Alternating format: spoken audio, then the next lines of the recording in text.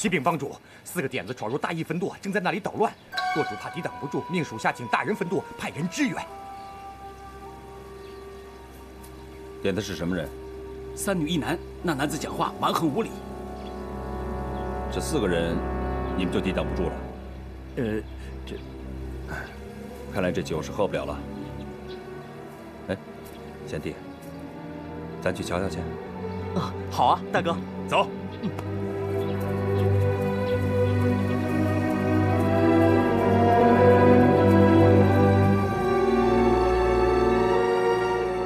白长老，白长老，帮主有急事同长老商议，请长老速去。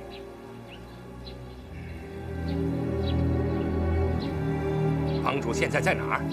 就在湖边船上，请带路。是。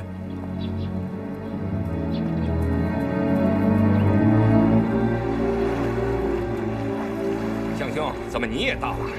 帮主着急说有要事商量。不知是什么要紧事，把你我都招来，该不是和西夏人的约会有什么变化吧？上去就知道了。请。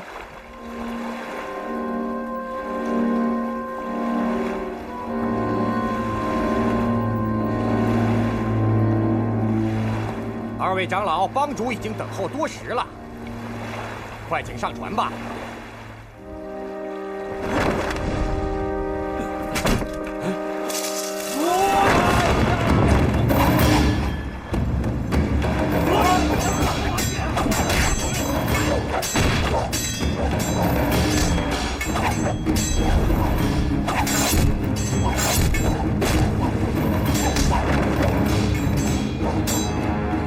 你先走！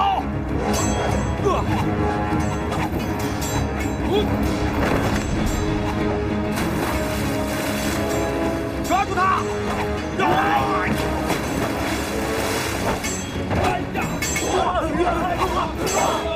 抓活的！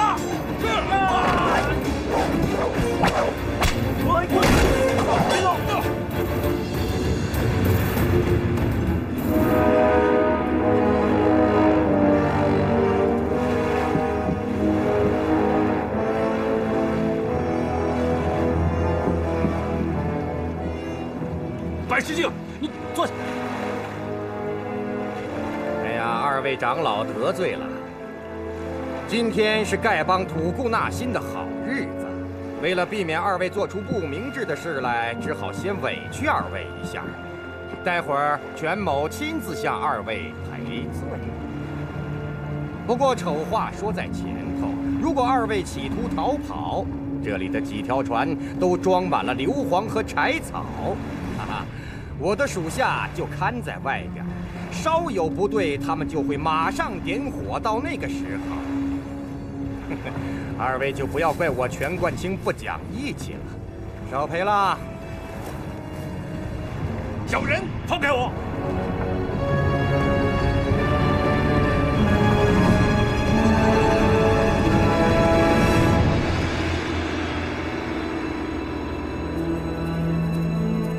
我家慕容公子上洛阳去会你家帮主，你们丐帮的人却到无锡来了，这不是故意让我家公子扑空吗？这笔账怎么算？慕容公子跟乔帮主事先定了约会吗？定不定都一样，岂有此理！真是岂有此理！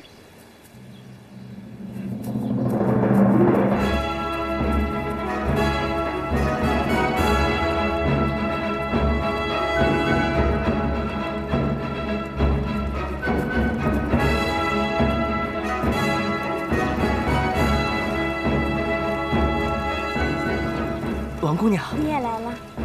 是啊，我也来了。众位兄弟好，参见帮主。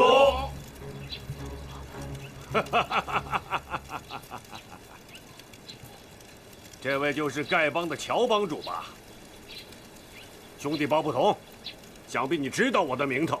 原来是包三爷呀！久闻大名，幸会幸会啊！非也非也，我哪有什么大名啊？江湖上的臭名倒是有的，人人都知道我包不同一生爱惹是生非，出口伤人。不过，乔帮主，你怎么随随便便就到江南来了？这可就是你的不对了。早知道江南包不同爱放狗屁，哎，果然名不虚传呐！早听说臭屁不响，响屁不臭，刚才的狗屁却是又响又臭，是丐帮四老放的吧？知道丐帮四老来了，你还敢胡说八道？怎么，想打架吗？包三先生一生最爱的就是打架。你最爱的是斗嘴，爱打架的是我。风四哥，你也来了。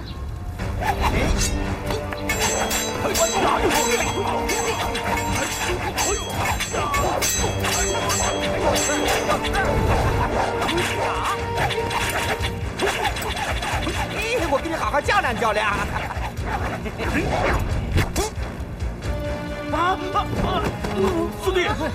四弟，你觉得如何？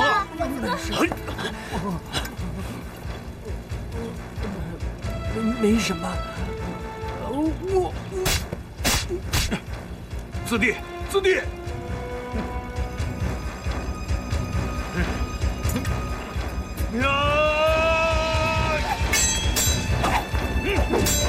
想车轮战吗？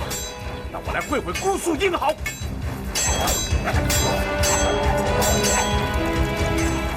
四哥，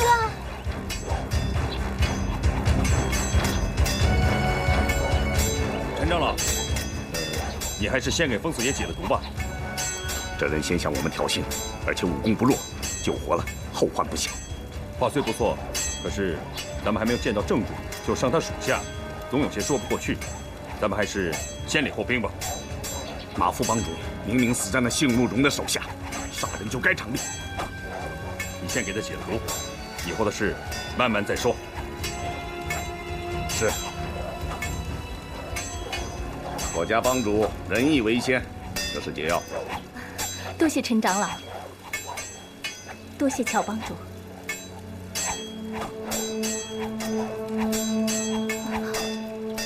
请问长老，这解药该如何用法？吸进伤口中的毒液之后，把解药敷上。毒液如果没有吸进，解药敷上去有害无益。多谢。慢，怎么了？女子吸不得。女子怎么了？这蝎毒是阴寒之毒，女子姓阴，阴上加阴，毒性更增。三哥，你快别打了，快来救救四哥！我来替疯子爷吸毒。大哥，让我来吧。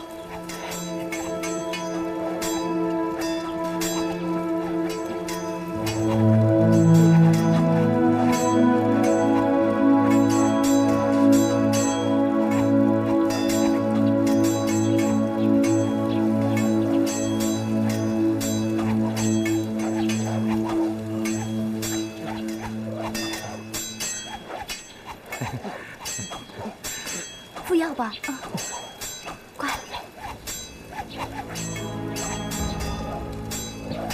四哥，多谢段公子。来，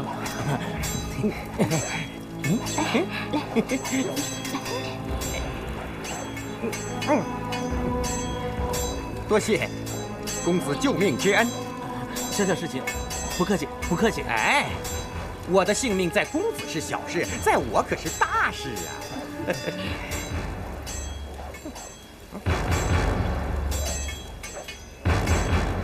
还你解药。乔帮主仁义过人，不愧为武林中第一大帮的首领，风波恶十分佩服。过奖了。哎，今天我输了，风波恶甘拜下风。等哪天碰见了，咱们再打。今天不和你打了。自当奉陪。姓宋的，我来领教领教阁下的高招。四哥，不要打了，你的体力还没有恢复。有架不打呀，妄自为人。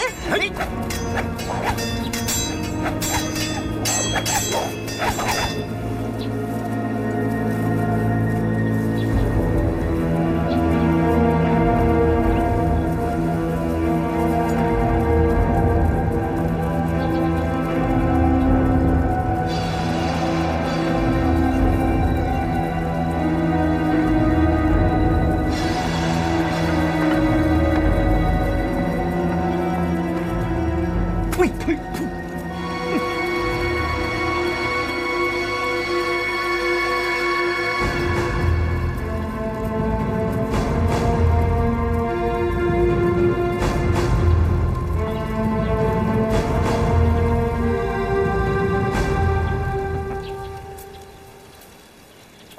解打狗阵。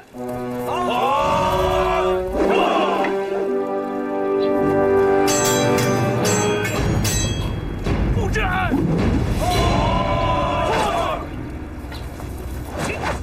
布阵。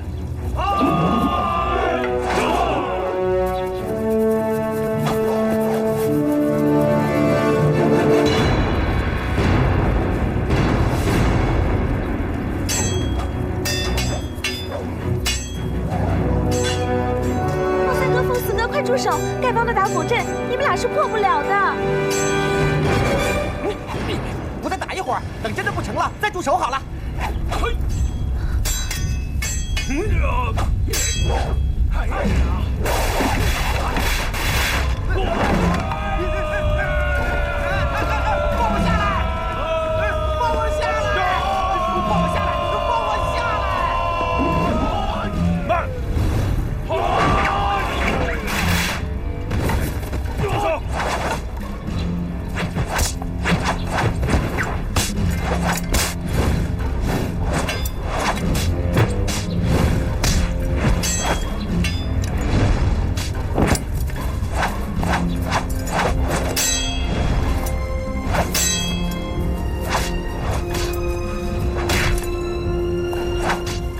手抢出三式，豹三哥，他左肘要创你胸口，右掌要斩你腰肋，左手便抓你的气户穴。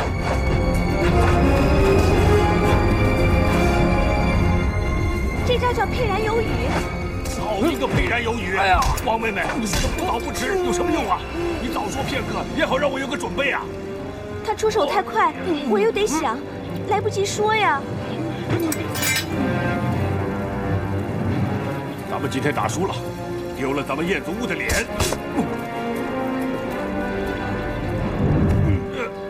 二位，请自便吧。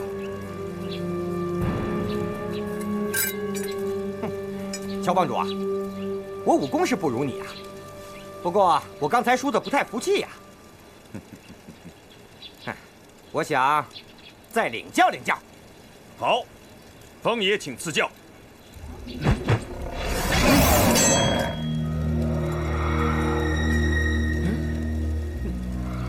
你这是擒龙功吧？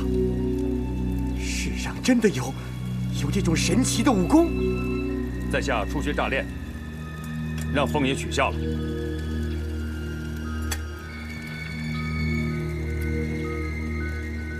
乔帮主客气了，风伯鄂这一辈子都得想打过你了。再会了，走。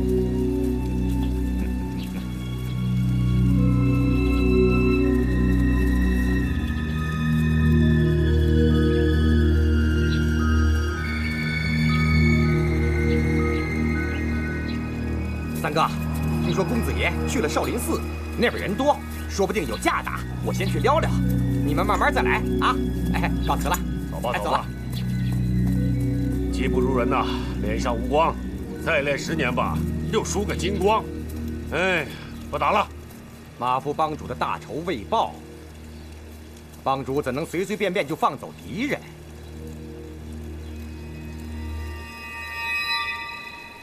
这次我们来到江南，主要是为了马夫帮主的大仇而来。可是这几日，我好好静心地想了想，杀害马夫帮主的未必就是慕容复。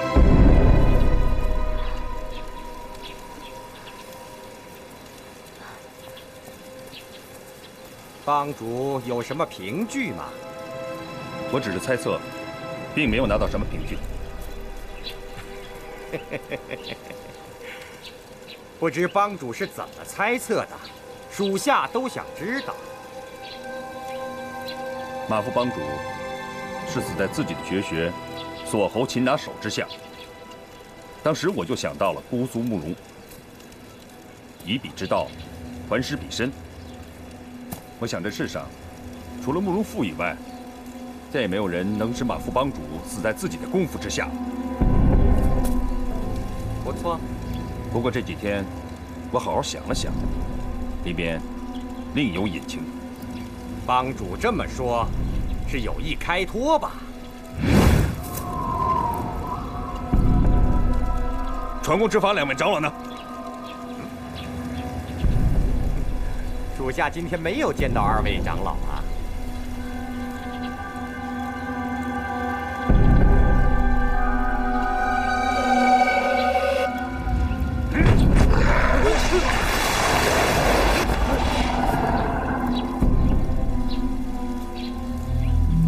张全祥，你们的舵主怎么没来啊？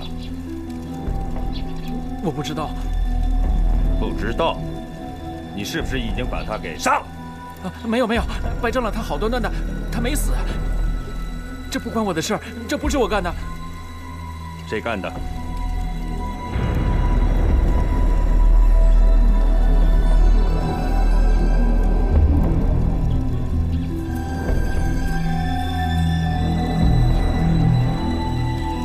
四位长老，到底发生了什么事情？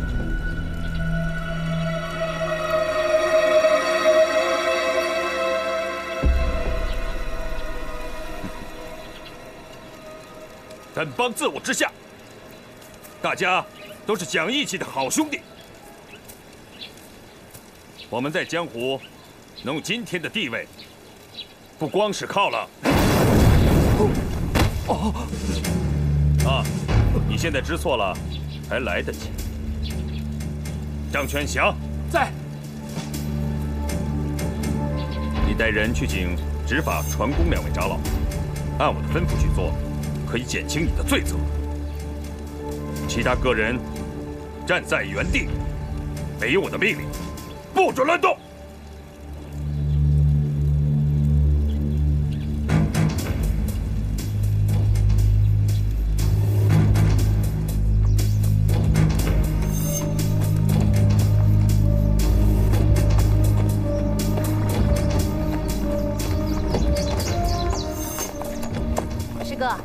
师哥，你又在玩什么古怪花样啊？我打你！小娟儿，小娟儿，怎么是你呀？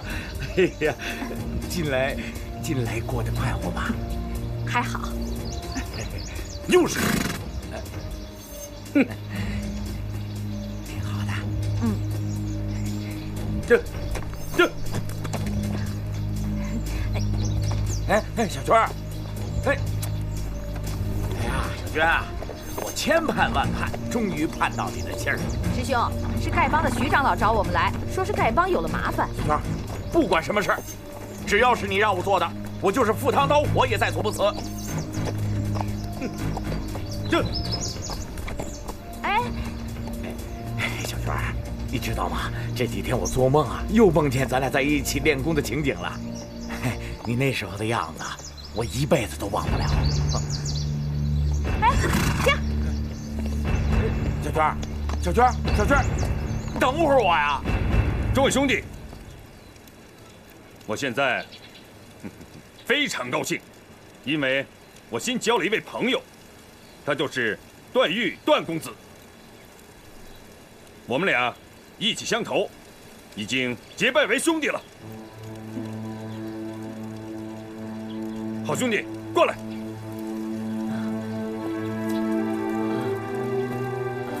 我给你介绍一下我们丐帮中的重要人物——宋长老。宋长老在我们丐帮中可是人人敬重啊！哎，他使的倒齿铁剪，在驰骋江湖之时，兄弟，你还没有出世呢！久仰久仰，宋长老老当益壮，万生有礼了。哎，西长老是我们丐帮中的外家高手。10多年前，你哥哥常跟他请教武功。西长老与我可是半师半友，情深意重啊。刚才看到西长老武功果然了得，佩服佩服。惭愧，鬼头大刀吴长老。吴长老，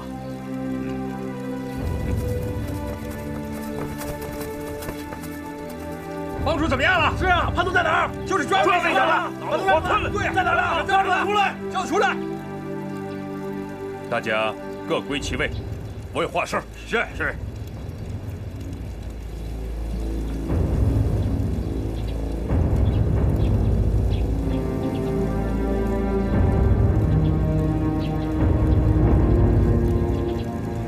宋西、陈吴4位长老，你们派人把我们关在太湖中的小船之上，到底是什么意思？这个咱们是多年来同生死共患难的好兄弟，自然没有什么恶意了。白执法瞧在老哥哥我的脸上，就别太介意了。把多年的兄弟关在火窟里，宋长老，这也算没什么恶意吗？这个嘛，全冠清，大家都是一家人，向来亲如兄弟，你怎么可以这么蛮来呢？今后大家还怎么见面？哼！你骗我上船说是帮主召唤，假传帮主号令，你知罪吗？弟子职位低微，怎敢欺骗白长老？都是你们舵主全冠清吩咐的，是不是？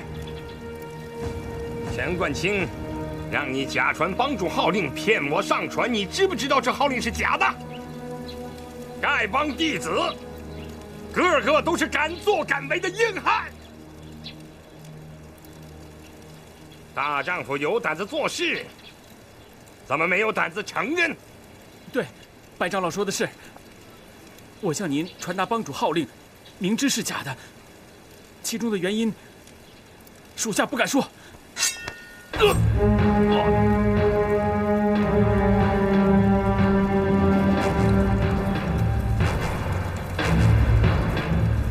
夫人，我们就快到了。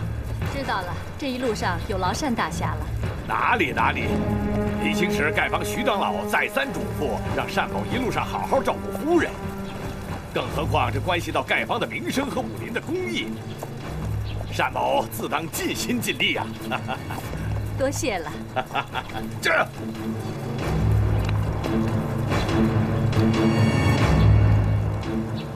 江兄，骗你上船的又是谁？嘿，大丈夫行事，对就是对，错就是错，敢做敢当嘛！帮主。我们大伙儿都商量过了，要罢掉你的帮主之位。宋西尘3位长老和我一起，都参加了这件事儿。我们怕船工和执法长老知道了不同意，我们才想法设计把他们囚禁起来。今天你占了上风，我们听任你处置便是。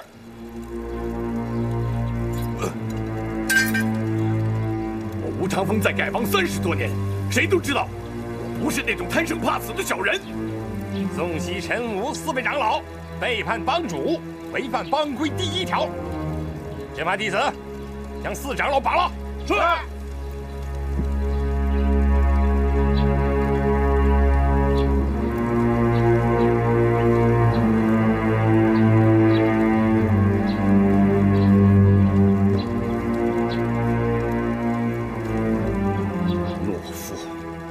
懦夫！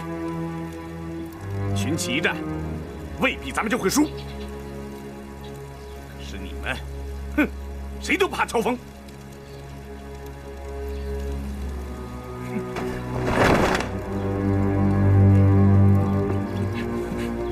众位弟兄，近些年来，本帮声誉日隆，大家都知道，这是乔帮主之功。乔帮主仁义待人，处事公允，大家拥护还来不及呢。可是有人居然猪油蒙了心。全冠清，你知罪吗？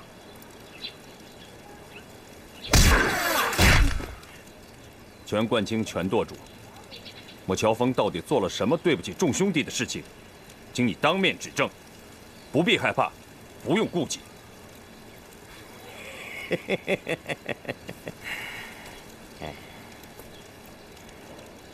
对不起众兄弟的事，你现在虽然还没有做，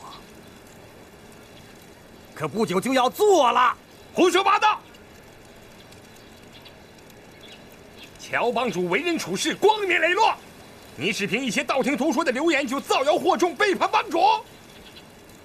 全冠清，你自行了断吧。白长老，不必心急，让全舵主从头到尾详详细细的说个明白。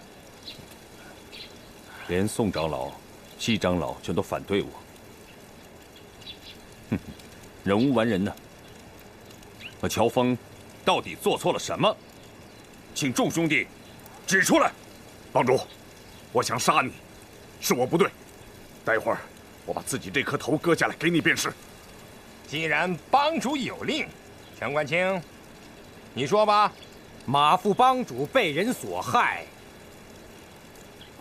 我相信是出于乔峰之使。什么？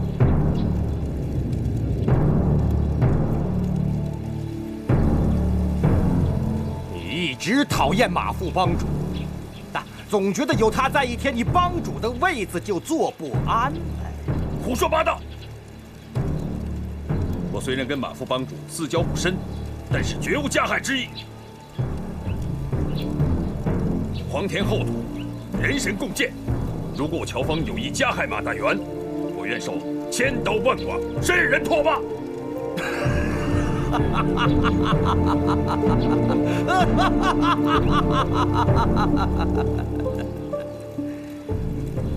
咱们到姑苏来找慕容复报仇，为什么你一而再、再而三的与敌人勾结？这3个人是慕容复的家人眷属，你加以庇护；那个人是慕容复的朋友，你却和他结为兄弟。非也，非也！我从来都没有见过慕容公子，这3位姑娘也不是慕容公子的眷属。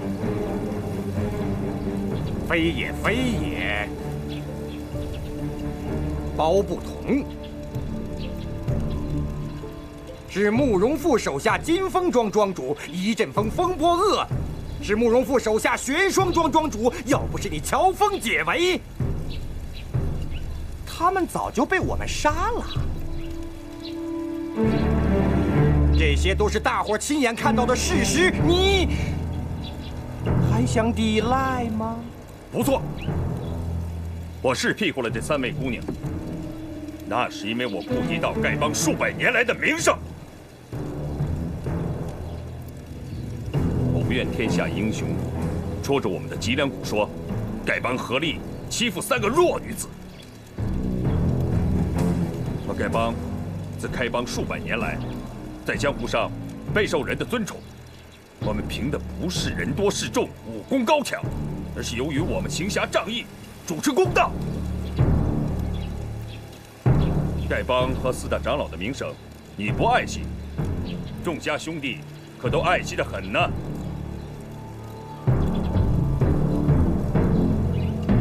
帮主，全冠清这种混账，不必跟他多费口舌，按帮规处死吧。全冠清能够挑唆这么多人谋反，我想肯定还有更重要的原因。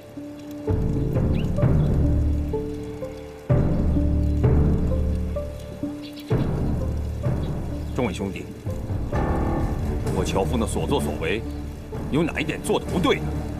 请大家明言。嗨，乔帮主，你是个什么样的人？我吴长风没本事分辨，你还是把我杀了吧。吴长老，乔峰到底做错了什么？这件事对咱们丐帮的影响太大了。万一要是传了出去，丐帮在江湖上就再也抬不起头来了。我们本来想一刀把你杀了，为什么？为什么？就因为我刚才救了慕容复手下的2个人，你们就认为我跟他勾结？可是你别忘了，你们是谋反在先，我是救人在后。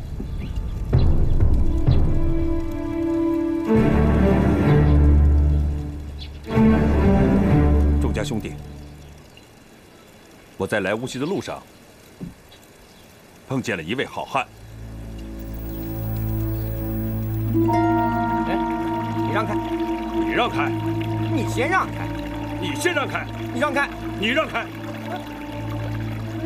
好，咱们已经耗了1个时辰了，就是再耗2个时辰，我还是不让。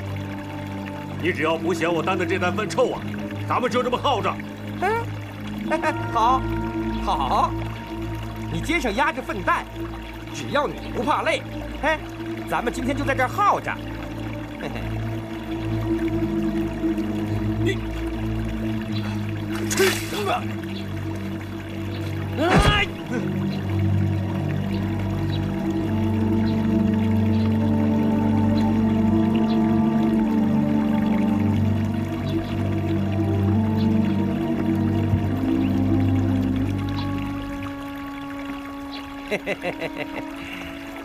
老兄，跟我比耐心，到底谁赢了？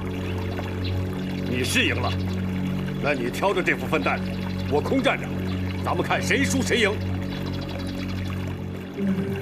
说的也是啊，拿来。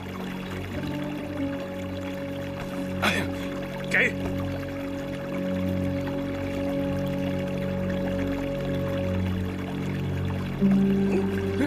你这是干什么？我就这么拖着，不换手，咱们在这儿耗着。谁要是输了，谁就把这担大粪全喝下去。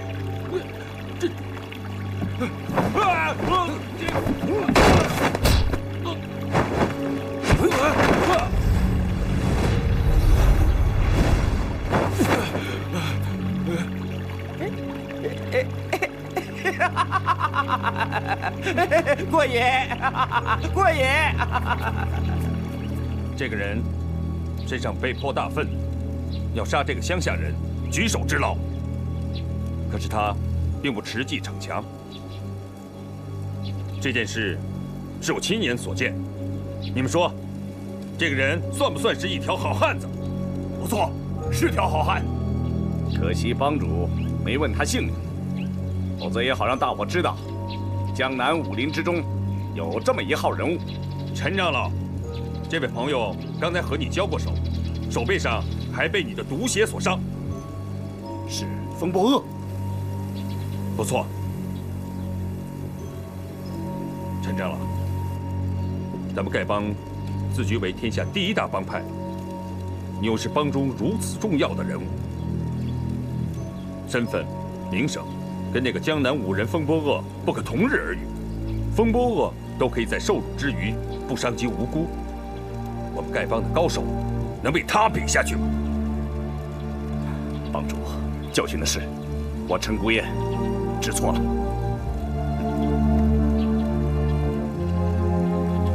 风波恶是非分明，包不同潇洒自如，而这3位姑娘又是温文善良。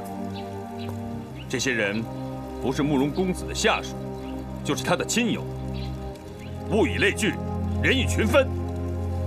众家兄弟，咱们自己平心静气的好好想一想，跟慕容公子相处的都是这些人，他自己能是一个大奸大恶、卑鄙无耻之徒吗？帮主说的有理，帮主说的有理，帮主说的有理。帮主，依你之见，杀害马副帮主的肯定不是慕容复了。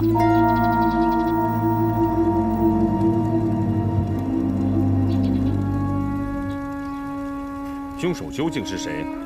现在还没有眉目。但是如果我查出来是慕容复所为，我乔峰第一个把他抓回来，替马副帮主报仇雪恨。但是，只凭胡猜乱想，错杀了好人，而真正的凶手逍遥自在，暗笑我丐帮无能，那样的话，既对不起错杀的好人，也有损我丐帮的威名。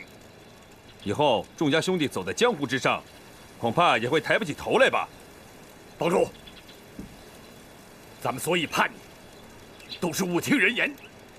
现在一想，我们实在是太糊涂了。白长老，你请法刀来，按照班规，我们自行了断便是。执法弟子，请本帮法刀。是。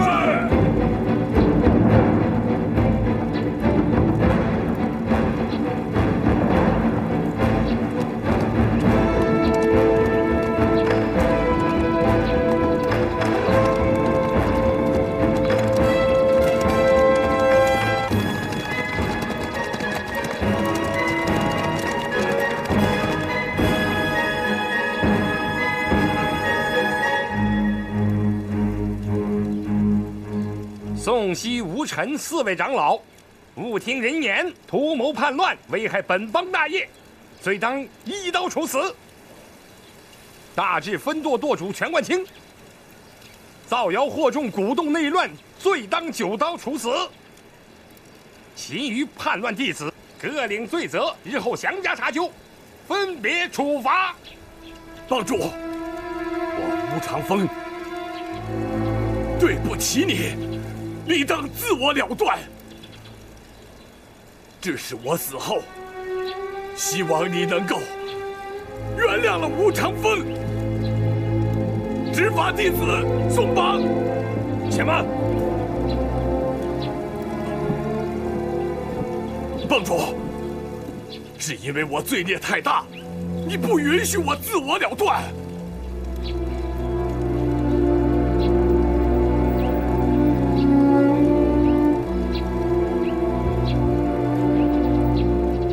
15年前，契丹人入侵我雁门关，宋长老得到消息以后，日夜兼程，不吃不喝，赶报军情。他累得身受内伤，口吐鲜血，最终大灭契丹狗贼。这是有功于国的大事。执法长老，宋长老功劳甚大，望你能体察，许他将功赎罪。帮主，待宋长老求情，所说本也有理，但本帮有帮规，叛帮大罪绝不可赦，纵有大功，亦不能赎。帮主，你的求情与帮规不合，咱们不能坏了规矩。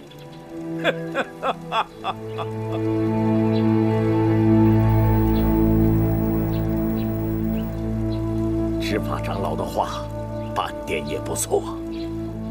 他们既然身居长老之位，哪一个没有一些汗马功劳？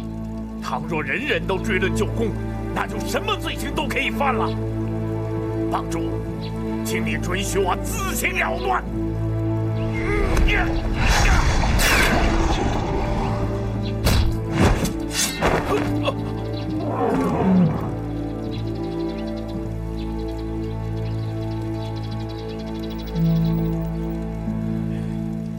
罢了，我原起过杀害你的念头，也是罪有应得。你下手吧。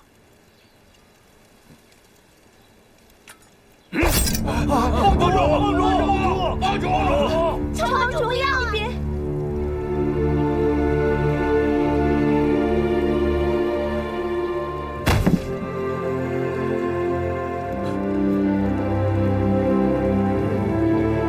来，长老，帮规中应该有这么一条：本帮弟子犯规，不可轻恕。帮主倘若要愈加宽恕，须流其血，以洗他人之罪孽，是不是？帮规是有这么一条，但帮主，你自流鲜血洗他人之罪，需想想是否值得。只要不违背祖宗的遗法，那就好了。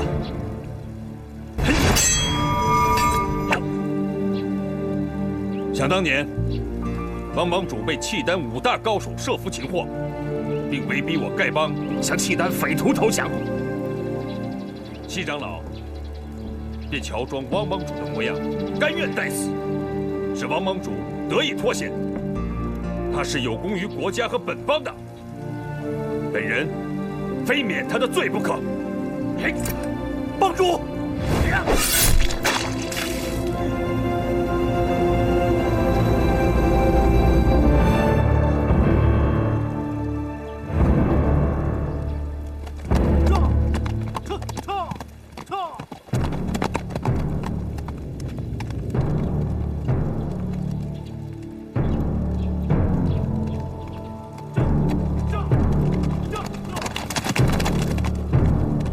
帮主，我跟你没什么交情，平时得罪你的地方太多，不敢要你流血赎命。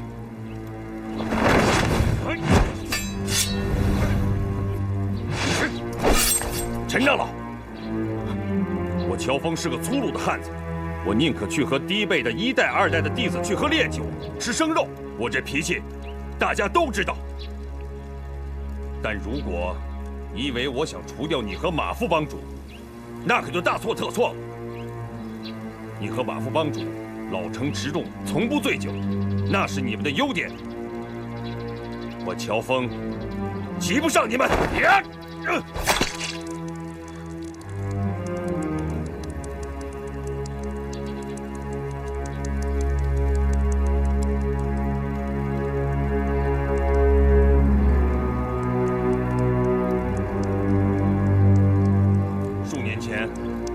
契丹国大举入侵，但是他们军中的大将接连暴毙，最后无功而返，大宋国免除了一场灾难。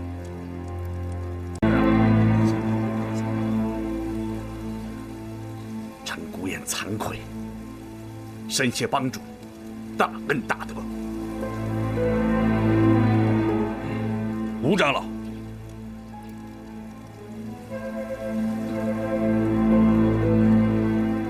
吴长老，想当年，你一个人独守鹰巢峡，力抗西夏一品堂众高手，单凭你的济公金牌就可以免罪啊！拿出来给大家伙瞧瞧。嗨，都是私家兄弟，有什么难为情的吗？我那块济公牌，不瞒帮主说，找不见了。怎么找不见？我那天突然酒瘾大发，因为没钱买酒喝，我就把金牌换酒喝了。爽快，好爽快！我佩服你。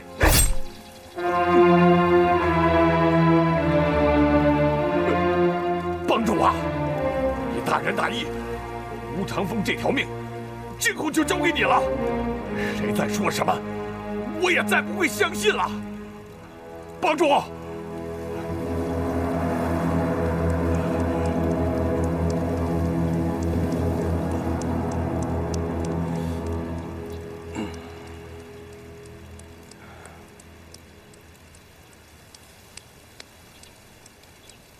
全舵主。你还有什么话，请说吧。我所以烦你，是为了大宋的江山，为了丐帮100代的基业。可惜跟我说了你身世真相的人，为事怕死，不敢现身。你干脆一刀把我杀了便是。我的身世又怎么了？你尽管说来。这时空口说白话，谁也不相信。你还是一刀把我杀了的好啊！男子汉大丈夫，有话就说，何必吞吞吐吐的？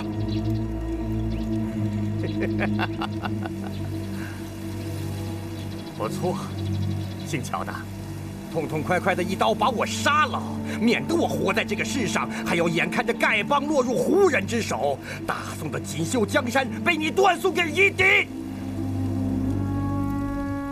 丐帮怎么会落入胡人之手？我又怎么会断送大宋的江山？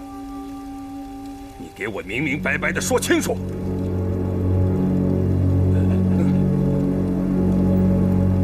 全冠清，你说你知道我身世的真相，又说此事有关丐帮的安危、江山的社稷，可是你始终不愿意把事情的真相说出来。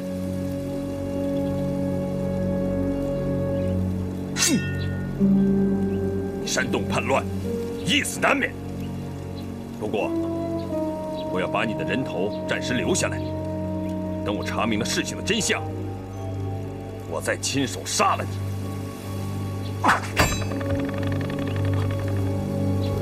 我乔峰要决定杀什么人，亮这个人，他永远逃不出我的手掌心。滚吧！从今以后，丐帮中没有你这号人物。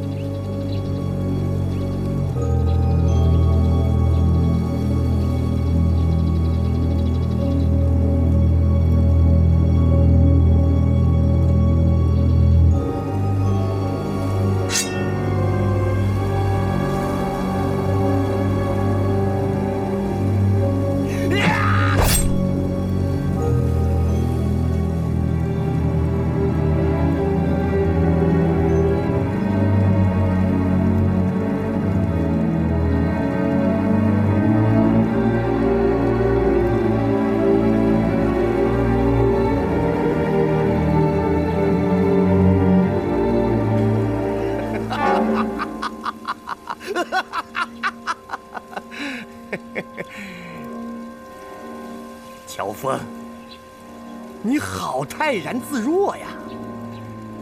难道你自己真的不知？我知道什么？乔峰，你可真会装啊！要不，你怎么会当上丐帮帮主？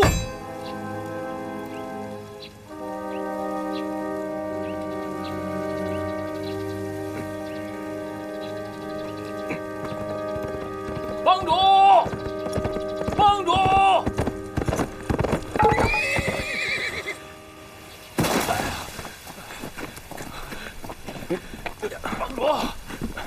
帮主，紧急军情！快来人，马上抬下去救治，一定要给我救活！是。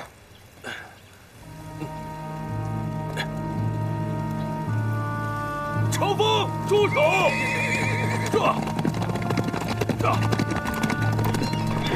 什么？这消息你不能看。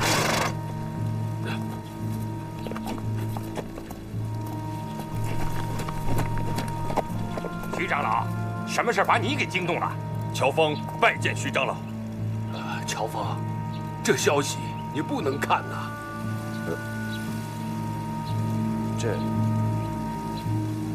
把它给我。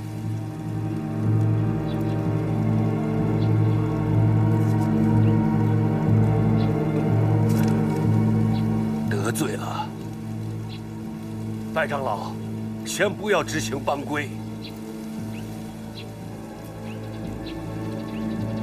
兄弟们，今天我把马大元兄弟的遗孀康敏请来了，他有些事情要跟大伙儿说说。另外，还请来了几个朋友，给做个见证。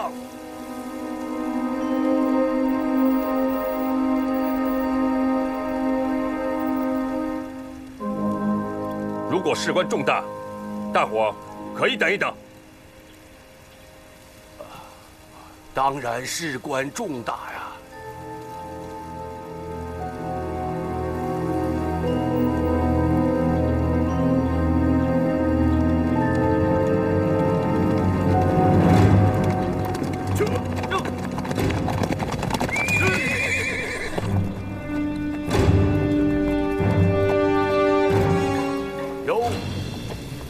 山五雄也来了，什么风把你们单家六爷们儿都给吹来了？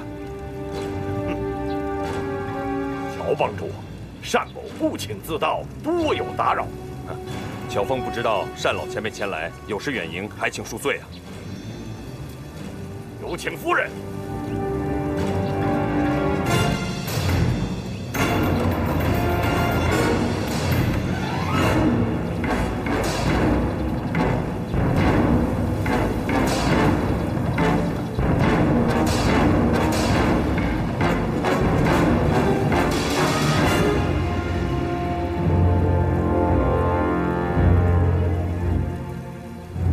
王人马门康氏拜见帮主。大嫂不必多礼。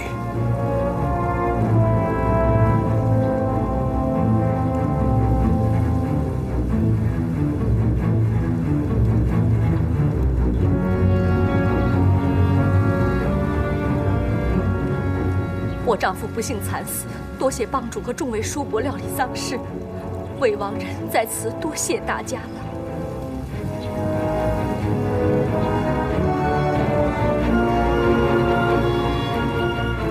乔帮主，乔帮主，乔峰有礼了。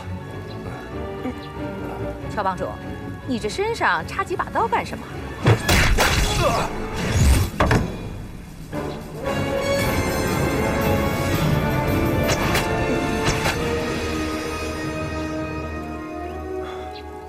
乔帮主，谁胆子这么大，竟敢用刀子伤你的？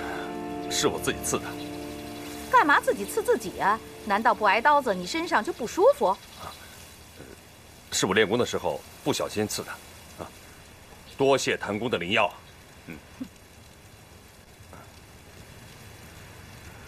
泰山的单氏父子，太行山的谭氏夫妇，以及赵钱孙先生，今天亲临本邦，毕邦是十分的感谢呀。马夫人，你还是从头说吧。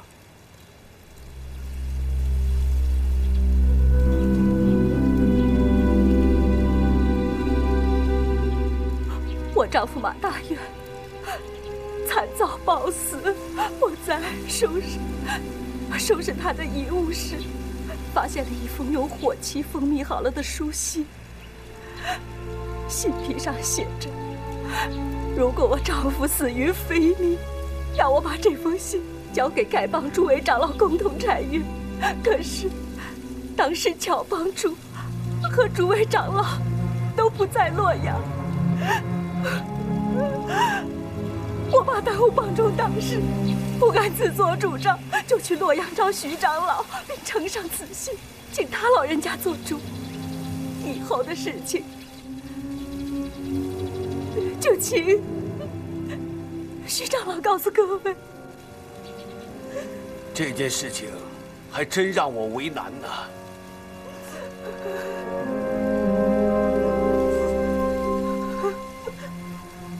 你们看，这就是马大元兄弟的遗书啊！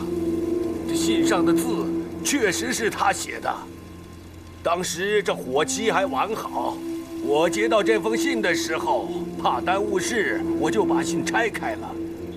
当时，单兄也在，由他给我作证啊。是的，是我亲眼所见，他拆开这封信的。可是，这封信上的字，却不是马大元写的。实际上，这是另外一个人写给本帮汪帮主的。我和单正兄看信看到信尾署名的时候，我就感到特别的意外呀。单老兄，这可就是你的不对了。这是人家丐帮的书信，你怎么能偷着看呢？我只见到信尾的署名，没看信的内容。嘿嘿嘿，偷1000两黄金的是贼，偷1文钱的也是贼，偷看10眼是偷看，偷看1眼也是偷看，偷看别人的书信那可就是小人呐。既然是小人，那就该杀。怎么着？你们干什么？我师哥说的话就没错过。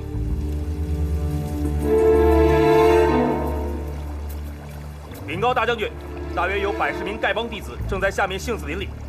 属下看见有几个老叫花子身上背着9个麻袋，估计是丐帮长老。这群叫花子居然没上当，留下这么多高手。看来惠山那边段延庆那里药铺空了，把人带上来。是。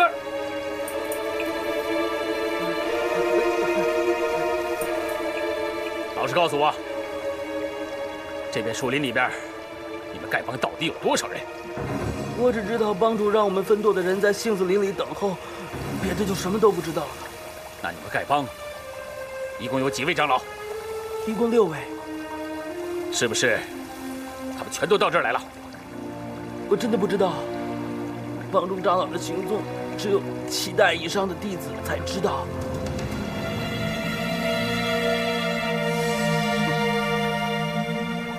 不管你们有多少人，一会儿我让你们知道我的厉害。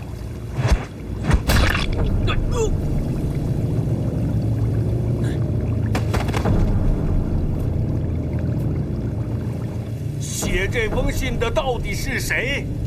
我现在确实是不方便说呀。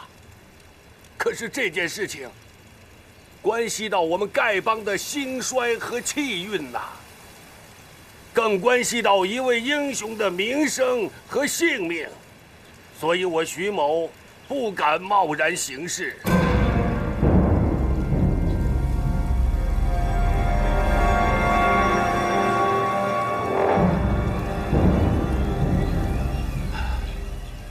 后来我得知，写这封信的人和太行山的谭公谭婆交情莫逆，我就前去向他们请教。谭婆把一切跟我说得明明白白。可是这件事情，我实在是不想说呀。谭婆后来告诉我，她有一位师兄，曾亲身经历过这件事情。他就是赵钱孙兄弟。你不守妇道！赵钱孙兄弟，请你当众说一句，这封信上写的是真的还是假的？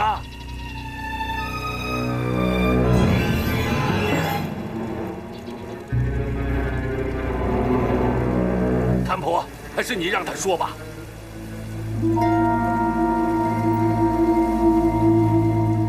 师哥，当年在雁门关外那场血战，你跟大伙说说吧。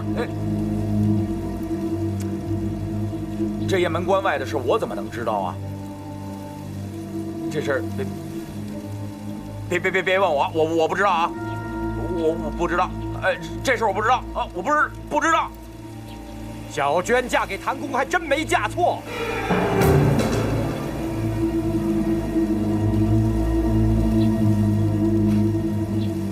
谁说的？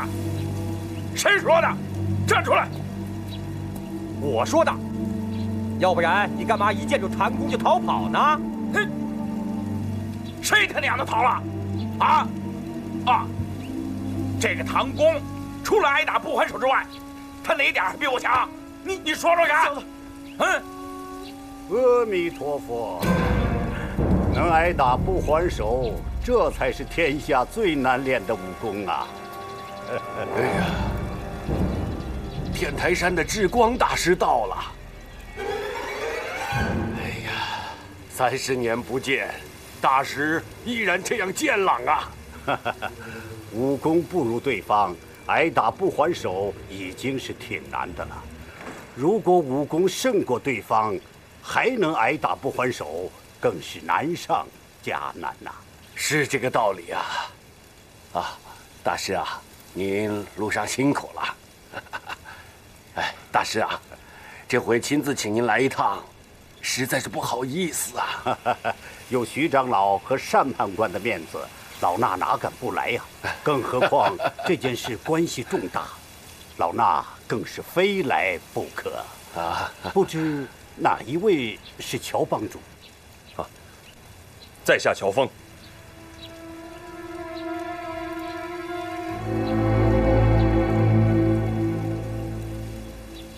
当年雁门关外的大战，智光大和尚也有份儿，还是您来说吧。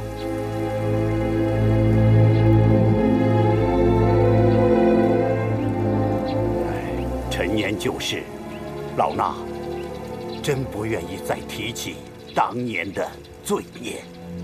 智光大师啊，现在丐帮正处在生死存亡的关键时刻，只有您老人家才能说清楚这件事啊！好吧，且由老衲从头说起。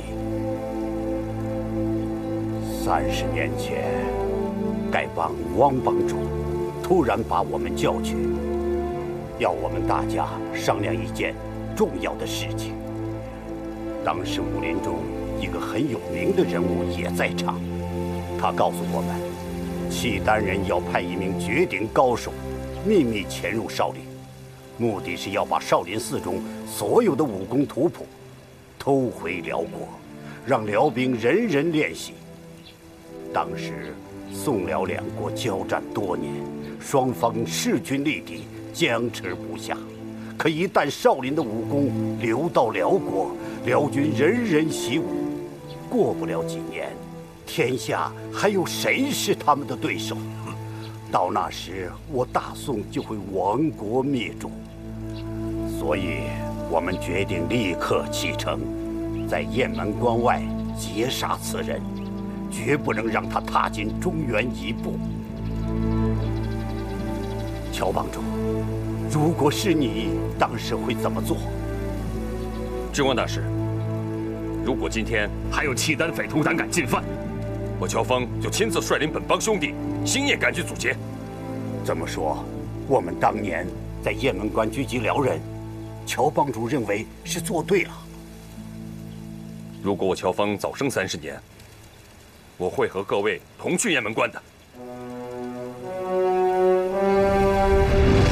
当时我们跟随带头大哥赶赴雁门关，带头大哥武功卓绝，在武林中又地位尊崇，因此大伙儿推他带头，一切奉他的号令行事。我们先遇到一队辽兵，轻而易举就消灭了他们。但随后的那一场血战，我们一行15人，多数死在那个契丹高人手下，只有我等少数人侥幸生还。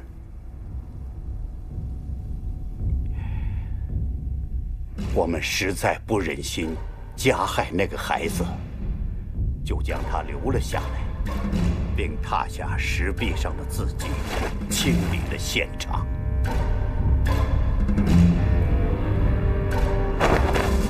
我们本以为殉难的兄弟共有12人，可尸体却只有11具，其中1具尸骸活了过来，自行走了，至今仍然是行尸走肉。那便是我，赵千孙了。后来我们找了一个牛马贩子，请他帮我们翻译从岩石上踏下来的辽文。这就是我译的内容啊。大哥，看来我们冤枉了他们，罪孽，罪孽呀！那些字写的是什么呀？为什么对不起他们？那对契丹夫妇为什么死的冤枉？不是我不肯说，而是如果石壁上的字迹属实，那我们的所作所为实在是大错特错了。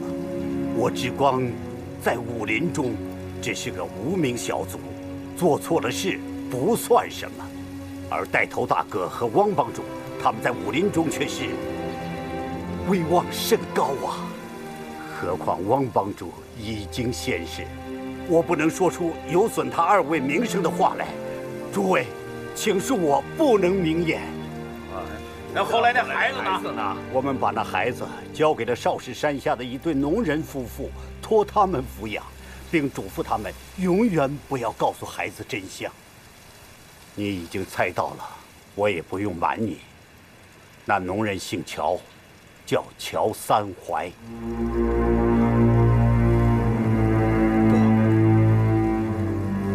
不，你胡说八道！你们为什么编造出这些谎言来污蔑我？我是堂堂的汉人，不是辽人。三槐公是我的亲戚，你别胡说八道！住手！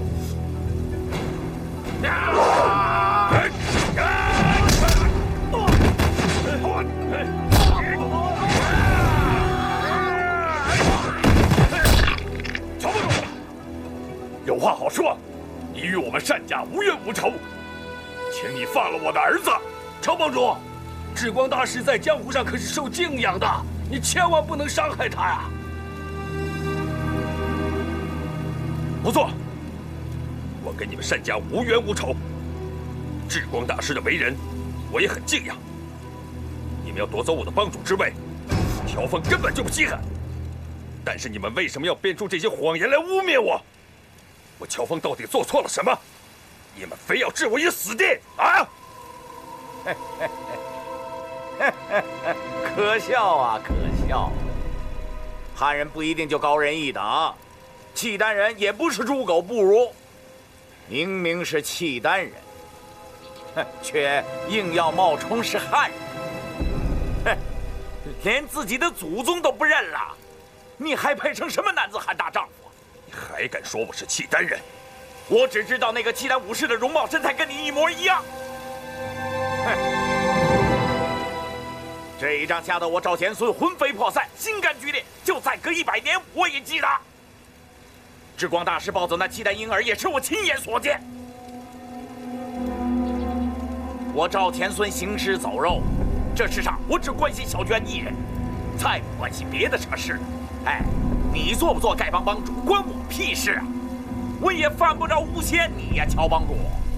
我赵钱孙的武功是比不过你，难道我不会自杀吗？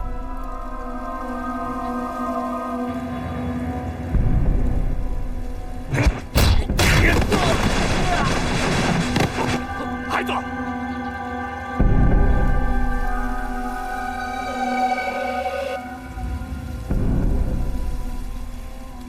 后来怎样？后来的事，你已经知道了。你长到7岁之时，在少室山中砍柴，遇到野狼。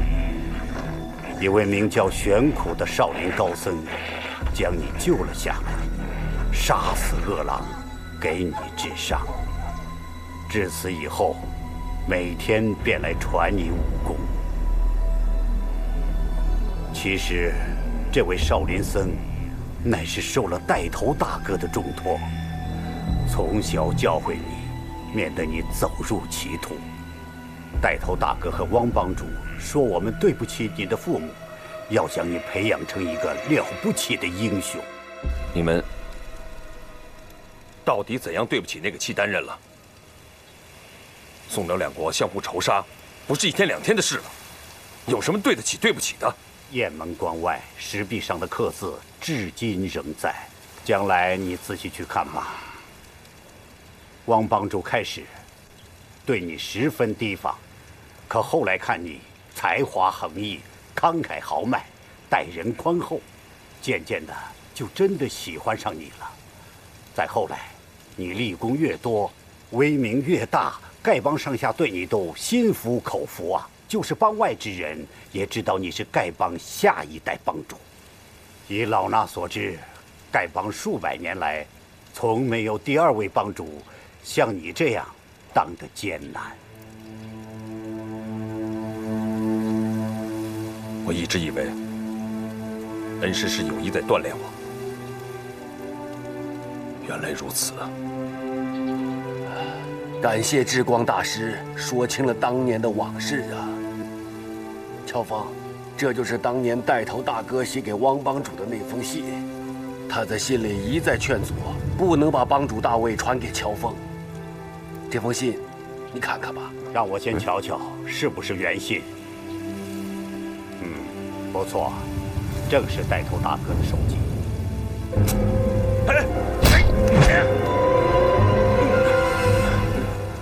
你搞什么鬼？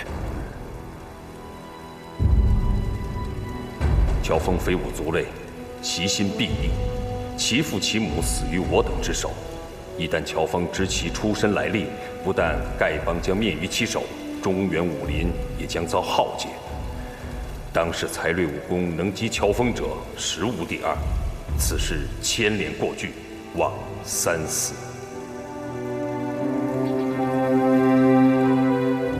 乔帮主，你现在已经知道了你自己的身世，就一定会报你的杀父之仇。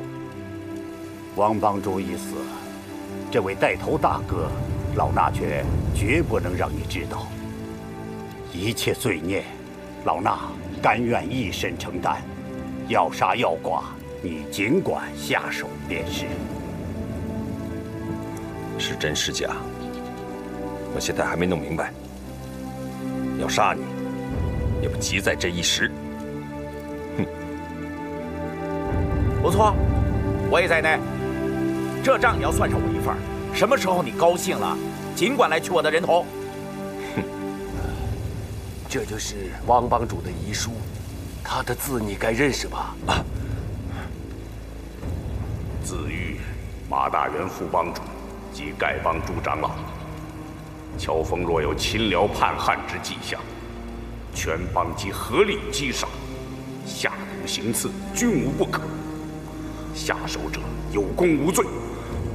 王建通，亲笔。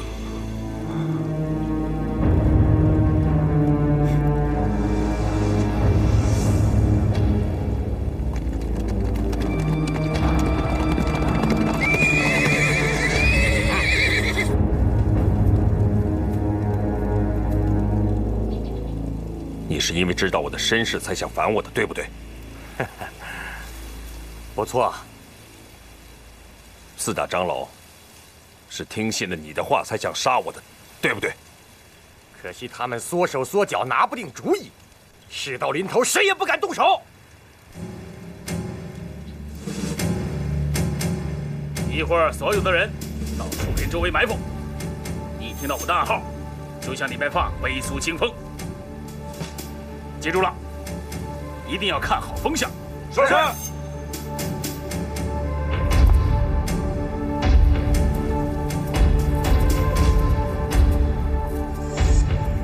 将军，我听见那些叫花子在里面议论，好像那个乔峰也在里面。嗯？什么？他怎么也在这儿？这么说，他没有去赴段延庆的约会？妈的，这下糟了！将军，一个乔峰有什么了不起的？是啊，咱们也给他来个一拥而上，管教那群叫花子一个也跑不掉。咱们有背苏清风在手，10个乔峰也是白给。你们知道什么？这个乔峰，他武艺超群，那可是个厉害人物。要不是因为他，中原丐帮我早就铲平了。将军，那现在该怎么办？这样，你悄悄过去，给我好好打探一下。一打探到消息，马上回来告诉我。是。其余人员按兵不动，就地藏好。是。千万不能出声。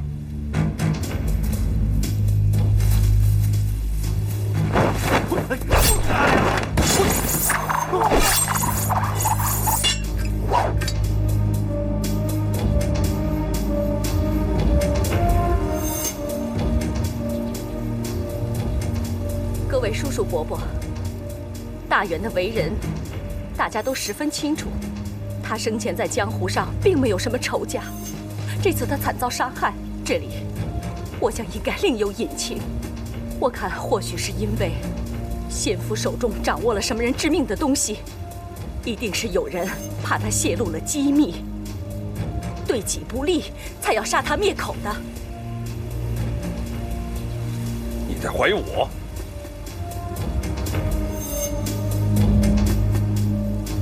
妾身不敢。小女子是女流之辈，抛头露面已是不该。恳请叔叔伯伯念着旧情，查明真相。乔大哥，请替先父报仇雪恨。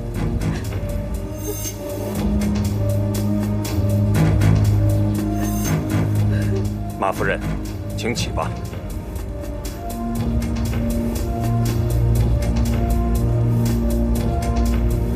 马夫人，我有件事搞不懂，想向夫人请教请教。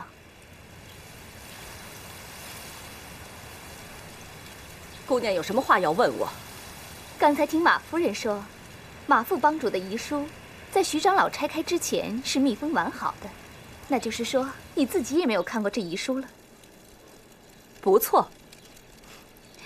马副帮主的遗令，既然大家都不知道，自然就不存在你所说的杀人灭口了。姑娘是谁？为什么要干预我们帮中的事？贵邦大事，我不敢干预，只是觉得夫人说的话似乎有点不大合情理。白长老，那位姑娘的话确实有道理。开始我也觉得这件事不大合情理，但是我想起了另外一件事。就在大元被害的前一天晚上，有人来我家偷东西。偷什么东西？伤着人没有？还好，人倒是没有伤着。那人用泥箱把我和2名仆人熏倒，将家中里里外外彻底的搜查了一遍，偷去了10来两银子。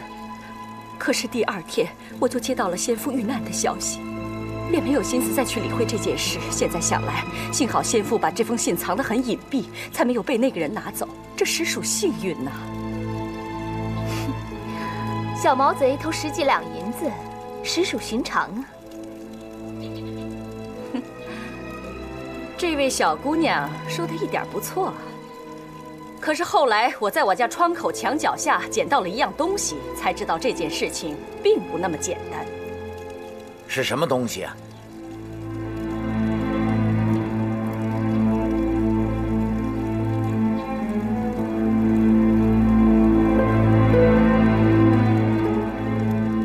徐长老，请您给我做主啊！你看，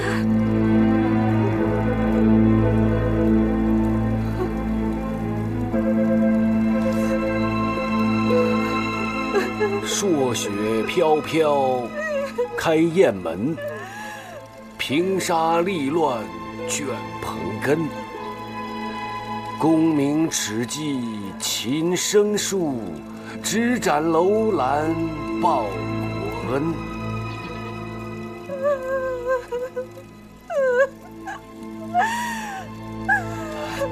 非我族类，其心必异。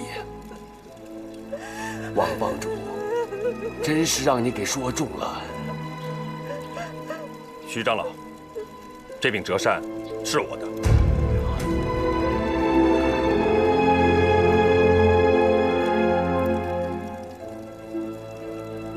王帮主生前一直把我当成心腹，这一命之事，我却毫不知情啊。徐长老，王帮主不跟您说，是为您好。为什么？徐长老，你想，在我们丐帮中，只有马大元知道这件事情，他就惨遭毒手。如果你当年也知道了这件事情的话，只怕……好，各位，还有什么要说的吗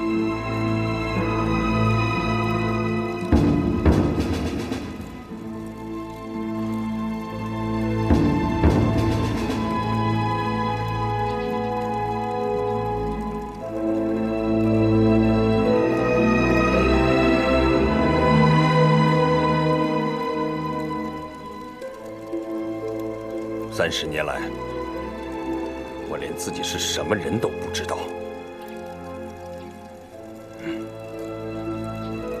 虽然今天有这么多前辈前来作证，但是我还是要自己来查明真相。如果被我查出来有人故意设计陷害我，无论你走到天涯海角，乔峰一定要给你讨个明白。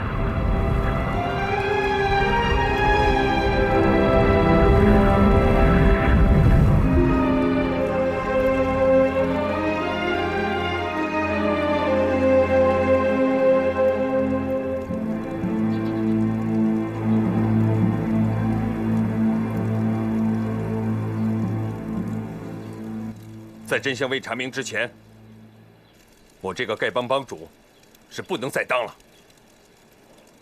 乔峰现在就退位。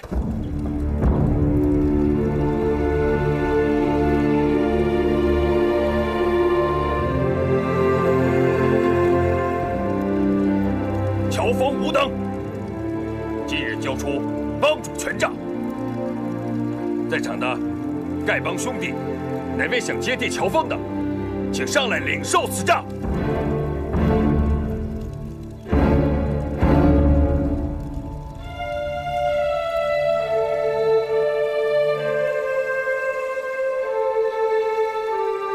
徐长老，传功执法2位长老。这个打狗棒，请3位共同保管。日后定了帮主，再由3位长老传授吧。看起来只有这样了。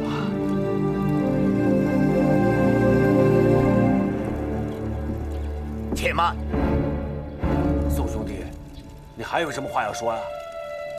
我看乔帮主不像是契丹人，契丹人与乔帮主无关，乔帮主大仁大义。就在刚才，我们想杀了他，可是他却甘愿为我们流血赎罪。契丹人能做得到吗？他自幼受少林高僧和汪帮主的教诲，身上确有大仁大义之举。既然性子已经改了，做我们的帮主有什么不可以呀？我看帮里面没有一个人能够比得上乔帮主。别人想当帮主，哼！我姓宋的不服。哎呀，有人阴谋陷害乔帮主，咱们不能轻信谣言。对，几10年前的旧事，单凭你们这几个胡说八道，谁知道是真是假？这帮主大位不许随便变动。愿意跟随乔帮主的，请跟我到这边来。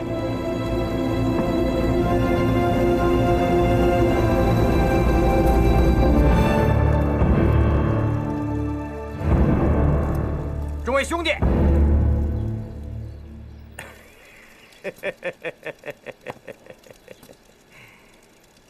乔帮主的确才略过人，英雄了得。